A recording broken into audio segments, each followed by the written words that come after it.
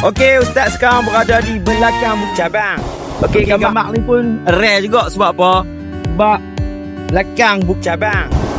Kalau belakang Bukit Cabang yang dekat tu, itu Bukit Cabang. Mari.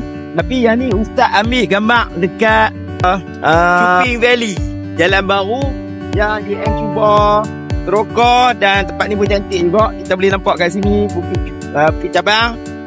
Lepas tu kita boleh nampak ujung sana. Okey.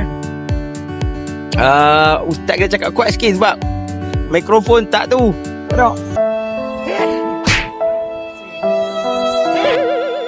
Yang tu ini, lepas tu Bukit Merah.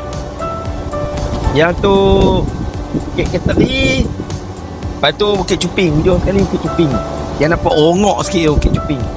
Tempat ni pengalaman menarik yang UM boleh kongsikan. Pemandangan indah di sekitar negeri Perlis. Dan kalau kita tengok belah sini, ni Banjaran Nakawan lah.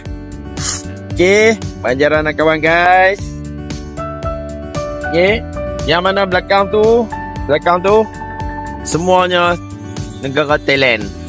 Okey, jumpa lagi. Perlis damai dan menawan, padu style semasa.